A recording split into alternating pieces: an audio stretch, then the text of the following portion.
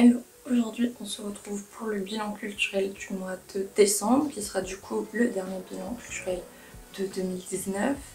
Alors cette fois j'ai fait pas mal de choses ce mois-ci. Cette fois j'ai vraiment fait une expo, mais pas encore beaucoup. Mais normalement dans les mois qui vont suivre je vais pouvoir un peu plus retourner en exposition. Donc à suivre dans les prochains bilans culturels. Donc je vais peut-être du coup commencer par ça me paraît plus logique. Du coup, avec ma famille, je suis allée voir l'exposition Léonard au Louvre. Alors, mon avis là-dessus, il est assez mitigé. En même temps, je suis contente d'avoir vu des œuvres originales de Léonard. Et en même temps, je suis un peu restée sur ma faim, si on veut. C'est-à-dire que... déjà c'était quand même une grande expo, ce qui était cool c'est qu'on avait un petit livret avec nous avec tous les cartels et parfois des informations supplémentaires sur les œuvres qui nous étaient données, donc ça c'est plutôt cool, c'est le genre de mécanisme que j'avais vu dans les expos au Québec et je sais pas depuis quand le Louvre fait ce genre de choses mais je trouve que c'est pas mal. Parce que du coup en fait ça permet qu'il n'y ait pas 36 000 personnes sur un même cartel et que tout le monde s'agroupe autour de ce cartel, tout le monde... Bref, quand c'est des expositions à forte affluence c'est quand même plus pratique, et puis c'est un livret que tu peux garder après avec toi. Après bon, au niveau environnement, tout ça, production de papier, machin, je pense que c'est du papier recyclable, mais il y a aussi cet aspect-là qui va devoir rentrer en jeu dans les expositions et c'est des questions qui m'intéressent aussi parce que ça coûte... Enfin, l'empreinte écologique d'une exposition, c'est pas forcément top, surtout par exemple quand tu fais venir des œuvres en France qui viennent d'Australie, tu vois, l'empreinte carbone, tout ça. Bref, c'est des questions qui m'intéressent en ce moment, donc je me questionne là-dessus. Après, pour ce qui est du coup de l'exposition en elle-même, quand j'y suis allée, il y avait du monde, mais ça allait. On a pu faire un deuxième tour et c'est au deuxième tour où là il y avait beaucoup de monde. Après, on était en période de grève et tout, donc voilà. De toute façon, il faut réserver sa place faut réserver un créneau pour pouvoir aller faire cette expo. Bonne chance pour la billetterie parce que moi ça a été un gros bazar, mais bon bref. Du coup en fait on commence par des études de Léonard, une sculpture et des œuvres des œuvres qui ne sont pas de Léonard mais qui sont réalisées d'après Léonard. Donc ça va être par exemple des peintres de son atelier, des apprentis ou d'autres peintres. Et du coup au début j'étais un peu en mode ok, et elles sont où les œuvres de Léonard du coup?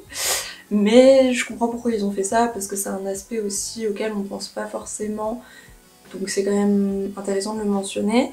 Sauf que j'ai un peu l'impression qu'ils ont quand même mis pas mal d'œuvres d'apprentis, parce que peut-être ils n'avaient pas les droits ou ils n'avaient pas suffisamment de budget pour les assurances des vraies œuvres, enfin les œuvres originales de Léonard, chose que je peux comprendre parce que les assurances pour Léonard doivent être tellement chères. Parce que oui, du coup, les tableaux ont des assurances s'il leur arrive quoi que ce soit et ça coûte méga cher. Donc je peux comprendre là-dessus. Donc du coup, j'étais un peu en train d'attendre de voir une œuvre originale de Léonard. J'attendais. Et puis quand j'en ai enfin vu, il y en avait quand même une bonne partie que je connaissais déjà puisqu'elles sont exposées au Louvre. Donc j'étais pas forcément très surprise, surtout qu'il y en a certaines où on avait fait cours devant et tout, donc j'étais un peu en mode ok. Il y avait notamment, enfin j'étais quand même contente de revoir, même si elle est au Louvre à la base, la Vierge au Rocher, parce que comme j'en ai parlé dans mon calendrier de l'Avent, ça me fait rire de voir ça. Mais il me semble qu'il y avait quelques œuvres qui venaient pas du Louvre et pas de France. J'essaye de m'en rappeler, mais bon bref. Après oui, il y en avait d'autres où j'étais beaucoup plus contente, qui étaient plutôt vers la fin de l'exposition. Et je pense que certains ça peut peut-être les gêner, mais moi ça m'a absolument pas gêné par contre. C'est que il y a une salle entière qui est dédiée aux différents croquis et études de Léonard, parce que Léonard n'est pas seulement un peintre, parce qu'il était aussi du coup ingénieur, il s'intéressait aussi à tout ce qui va être anatomie, etc. Enfin, c'est quand même un savant. Et du coup, il y avait toutes ces études. Moi, ça me dérange absolument pas parce que j'adore voir les études de Léonard. C'est un truc qui, moi, me plaît beaucoup. Mais je peux comprendre que certains, ça ait pu les saouler de voir plus d'études de Léonard plus que d'œuvres peintes, que de peinture. Mais c'est une expo Léonard de Vinci, donc il faut montrer un peu tous ces aspects. Donc je pense aussi c'est pour ça qu'ils ont un peu montré les apprentis, les peintres qui vont beaucoup s'inspirer de Léonard pour montrer sa postérité, les peintres qui recopient du Léonard, Léonard en tant que peintre, Léonard en tant qu'ingénieur, Léonard en tant que scientifique. Je trouvais ça quand même assez intéressant de montrer ça, mais on va dire les peintures de Léonard sont plutôt vers la fin de l'exposition. Donc je sais pas si j'aurais fait ça dans le même ordre en fait, parce que je me dis les gens connaissent Léonard surtout pour ses peintures, donc peut-être ça aurait été mieux de commencer par là, et ensuite des idées sales en mode plus dans l'atelier de Léonard, Léonard et les études, Léonard scientifique, Léonard ingénieur, enfin tu vois ce que je veux dire? Parce que là c'était un peu pas forcément bien fichu dans l'ordre. Après, je suis qui pour décider de l'ordre d'une expo, bon voilà. Mais bon, je suis un peu mitigée là-dessus, c'est quand même une expo importante parce que Léonard. Mais bon, je suis un petit peu déçue là-dessus. Donc ensuite, je vais te parler de films. J'ai enfin vu le Joker. C'est un film que j'ai beaucoup aimé, je trouve que Joaquin Phoenix joue extrêmement bien Joker, qui est un personnage qui n'est pas forcément simple à jouer, surtout quand on a l'héritage de Heath Ledger, c'est un peu compliqué. Bon, Heath Ledger pour moi c'est toujours mon Joker préféré. Ah oui, du coup tu sais pas peut-être, mais oui, j'aime beaucoup l'univers Batman. Depuis que je suis enfant, je dirais, parce que j'ai un grand frère. Et du coup, j'aime beaucoup l'univers Batman. Donc pour moi, les films Batman, les films sur les méchants dans Batman, etc., c'est des choses qui me plaisent beaucoup. Je suis absolument pas objective d'ailleurs sur ce genre de choses. Et du coup, il fallait absolument que je voie le film Joker. J'avais pas eu le temps d'aller le voir en cinéma et j'ai eu le seum. Mais du coup, c'est pour ça là j'ai enfin vu, donc je suis très contente. Je trouve qu'on voit bien le développement du personnage à travers tout le film. C'est vraiment bien fichu. Même l'histoire qu'il a, etc. Je trouve que c'est pas mal parce que le Joker a plusieurs origines. Il y a plusieurs versions de la naissance du Joker, donc je trouvais que c'était une version qui était quand même vraiment bien foutue, bien fichue. En même temps, t'arrives à avoir de l'empathie pour un personnage qui généralement tu kiffes pas trop. Je veux dire, tu peux trouver que c'est genre un super méchant et tout, mais genre tu peux pas forcément être empathique. Tu peux pas forcément avoir de l'empathie envers lui. Là, je pense à certaines scènes dans d'autres films Batman, tu vois. Mais là, vraiment, le fait d'avoir son background historique, familial et tout, t'es un peu en mode ok. Et puis le lien qu'il y a avec, du coup...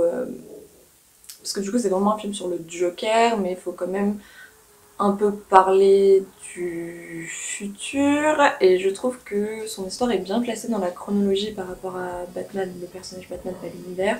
Je trouvais que c'était quand même pas mal fichu de faire une histoire comme ça. Donc moi j'ai beaucoup aimé, je te conseillerais de le regarder si tu l'as pas déjà vu, mais je pense que la Terre entière l'a déjà vu.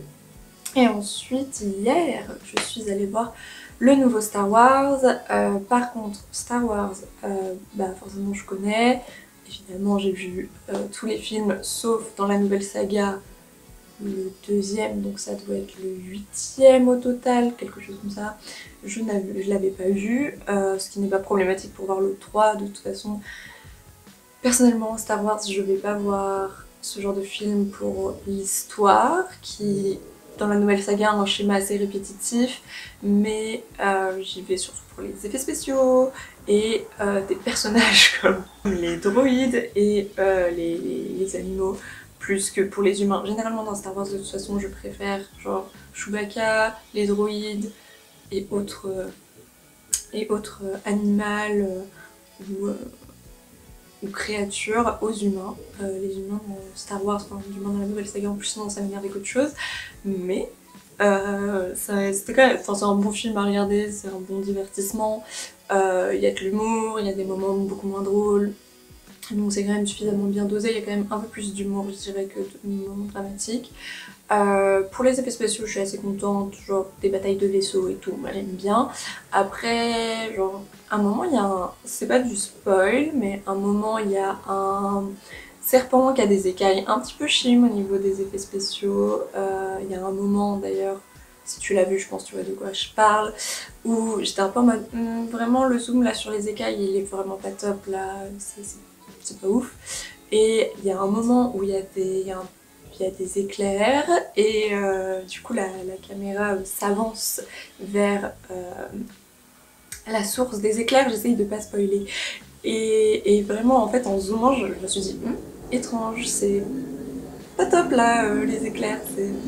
Voilà. Après c'est des détails parce qu'en soi bah il y avait les vaisseaux de l'ancienne saga et tout, donc moi j'étais contente. Voilà, les effets spéciaux c'est quand même Star Wars quoi, ils ont quand même un gros budget. Donc ça va, et juste... Peut-être je vais spoiler la fin. Je vais te mettre un timecode si je spoil la fin.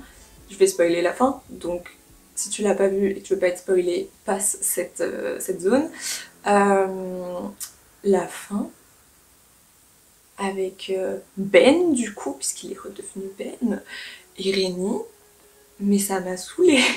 C'est un peu genre, tu sais, comme les clichés de non vas-y raccroche, non toi d'abord, mais version mort et vivant, tu vois. Je sais pas, il y a machin qui tombe de la falaise, ensuite non en fait il est en vie, mais Rennie elle est morte, du coup il donne sa force vitale, oh là là, elle revit, les deux sont en vie, oh bah non, Ben meurt. J'étais un peu là en mode... Parce que ça dure longtemps quand même, hein. J'étais en mode ah que c'est cucu, oh là là là là là là. Et j'en pouvais vraiment la fin, j'étais un peu en mode non, vraiment non, le je meurs, non toi d'abord. Bref, j'ai pas trop kiffé ce passage là de la fin. Après les retrouvailles avec tout le monde, tout ça, bon, voilà, ça va très bien, c'est une scène de retrouvailles, donc voilà. Mais alors la fin, toi tu meurs, non d'abord, non toi d'abord, ça m'a saoulée. Enfin bon bref. Du coup c'était pour Star Wars. En soi je te conseillerais d'aller voir si t'aimes bien cette saga. Si t'es pas forcément sensible à Star Wars, peut-être que ça va pas t'intéresser. Je sais pas trop, je suis assez... C'est un bon divertissement en fait. Je pense que c'est ça que j'en retiens, c'est un bon divertissement. Du coup, ensuite, si je regarde en bas, c'est parce que j'ai ma fiche comme d'habitude, on va parler des séries et je vais commencer par une série française. Encore une fois, ne fuis pas parce que c'est une bonne série française qui, en plus, c'est de la science-fiction, ce qui est plutôt cool pour la France. Ça s'appelle Mortel, tu en as peut-être déjà entendu parler. Je pense que c'est une série qui mériterait plus d'engouement d'ailleurs et il me semble qu'il y aura une saison 2. Et en gros c'est l'histoire de trois ados qui sont dans le même lycée mais qui sont pas forcément en contact, qui vont être réunis autour de la figure d'un des trois adolescents puisque son frère a disparu, on ne sait pas s'il est mort, on ne sait pas s'il a fugué, on ne sait pas ce qui lui est arrivé.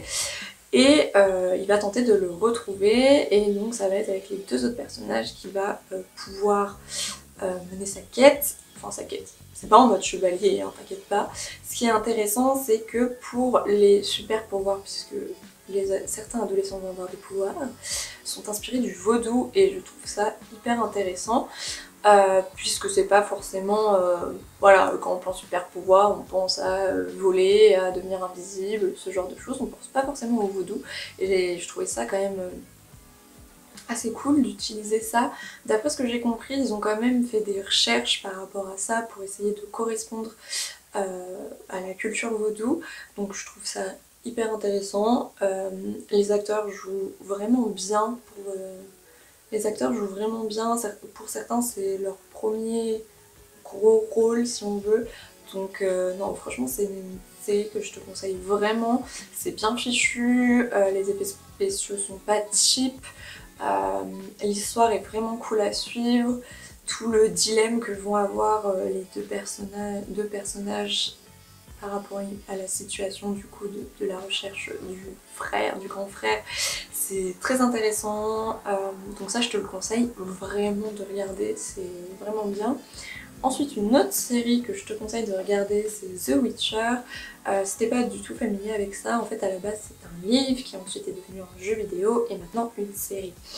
Je savais même pas avant que c'était un livre parce que moi je connais via le jeu vidéo parce que mon frère y jouait. Moi j'ai jamais joué dans mon époque où je jouais aux jeux vidéo. J'ai jamais joué, je regardais juste mon frère jouer à ça. Du coup, je connaissais vite fait l'univers, mais je t'avoue que je connaissais juste le personnage principal, donc Geralt. Je vais l'appeler Geralt parce que Gérald, j'ai pas envie de l'appeler Gérald. Genre, comme je regarde en VO, je préfère l'appeler Geralt. Bref. Donc ça, c'était vraiment ma base là-dessus. Et quand j'ai regardé la série, ça m'a pas forcément dérangé de ne pas connaître le background de toute l'histoire, etc. Je savais que c'était quand même plutôt univers moyenâgeux, avec de la magie, des monstres, ce genre de choses. Moi je te le conseille vraiment. Par contre, moi c'est une série que j'ai beaucoup aimée, sans être une fan en plus de cet univers. J'ai vraiment adoré, vraiment. Je le conseille absolument à tout le monde en ce moment, donc je te le conseille aussi. Je te conseille peut-être avant de regarder, c'est un youtubeur qui fait des critiques de séries, notamment, enfin séries et films, notamment assez centrées sur ce qui se passe sur Netflix, et je te conseille absolument de regarder ses vidéos parce que c'est un gros fan de The Witcher, et il a fait des vidéos pour ceux qui connaissent pas du tout cet univers, pour t'expliquer un petit peu, pour que ça soit un peu plus clair peut-être avant de regarder la série, parce que le gros problème de cette série, et j'étais entièrement d'accord avec lui quand j'ai vu sa critique, c'est les temporalités, parce que du coup moi je n'étais pas au courant, et il y a eu un moment où dans la série j'étais un peu en mode attends, cet événement ça se passe plusieurs années avant, je suis perdue. En fait, du coup, tu suis 3 personnages et les 3 personnages ont des temporalités différentes et à un moment, leurs temporalités vont se rencontrer. Mais au début, tu comprends pas qu'il y a certaines choses qui se passent des années avant, voire des décennies avant. Mais pour te rassurer, c'est pas hyper problématique, c'est juste un peu saoulant et tu peux un peu bugger un moment dans la série. Mais à la fin, tout devient un peu plus clair dans ton cerveau. Ensuite, l'autre souci, c'est peut-être les 2 premiers épisodes, c'est pas les meilleurs. Et ils peuvent peut-être ne pas te donner envie de continuer, mais continue. Parce que c'est vraiment bien. Enfin, moi j'ai vraiment beaucoup aimé. Je suis insupportable avec cette série en ce moment avec mes proches, donc vraiment, je te la conseille. En particulier, tu peux peut-être avoir l'impression que ça va être une série un peu dure, un peu sombre, etc. Mais il y a des moments d'humour qui sont très très bien exploités et qui sont très bien foutus, notamment le duo Geralt-Jesquier, j'adore. De toute façon, Jesquier, j'adore ce personnage qui me fait mourir de rire, notamment avec ses interactions avec Geralt.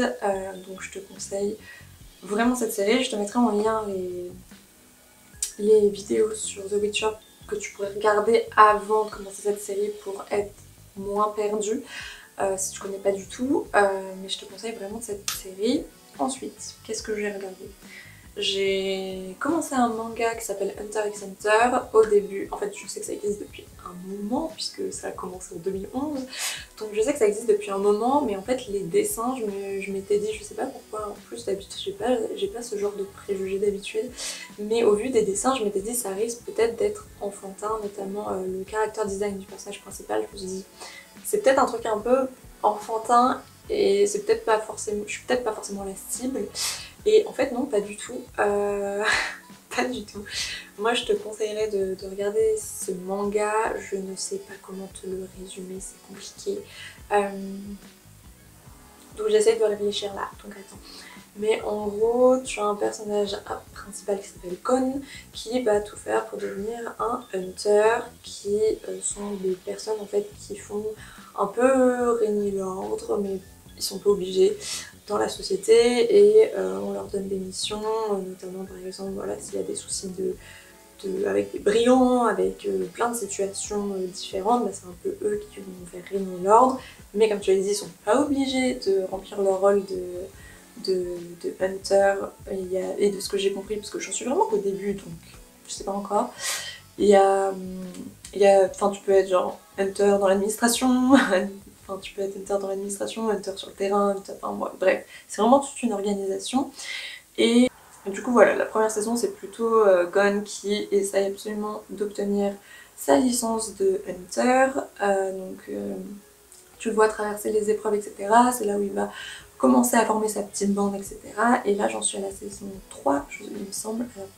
La saison 2, je te dis pas s'il l'a eu ou pas, mais en gros il va encore s'entraîner. De toute façon c'est un shonen, dans les shonen on s'entraîne tout le temps pour battre toujours plus fort. Donc là il va faire un entraînement avec un de ses amis et il va apprendre de nouvelles aptitudes qui sont indispensables. Et là j'en suis au tout début de la 3e saison, faut que je continue, mais moi je trouve que c'est un manga plutôt pas mal, c'est toujours sur le même schéma des shonen. Les shonen c'est les mangas destinés aux garçons, censés être destinés aux garçons, mais comme tu le vois, je n'en suis pas un.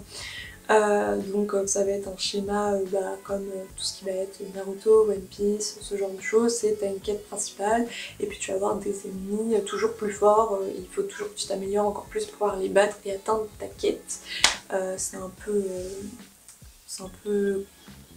C'est le schéma classique du shonen, mais je te conseille quand même ce manga parce que moi j'ai pas mal accroché au final. Moi qui à la base ne voulais pas le regarder, au final j'en suis à la saison 3 du coup. Ensuite et dernier truc, je vais te parler de livres. Donc déjà j'ai lu Rien qu'un battement aux cieux, qui est un catalogue d'exposition qui présentait en fait le lien entre Mallarmé et les éventails, puisque comme tu le vois là sur la couverture, Mallarmé écrivait des proses sur les éventails. Bref, c'est pas vraiment pour la relation Mallarmé-éventail que j'ai acheté ce livre, mais c'est parce que ils font... C'est parce que les conservateurs et les chercheurs font en fait des articles sur l'éventail au 19e siècle, ce qui du coup me sert pour mon mémoire, vu que l'artiste sur lequel je travaille a aussi fait des éventails, il n'a pas écrit dessus, mais ça aborde l'éventail artistique, les différentes sources, notamment le japonisme, ce qui est important pour moi. Ça aborde voilà, vraiment l'historique et la popularité de l'éventail au 19e, 20e. Donc c'est pour ça que je l'ai pris, c'est un livre très intéressant. Après c'est quand même... alors c'est accessible, mais il faut quand même s'y intéresser.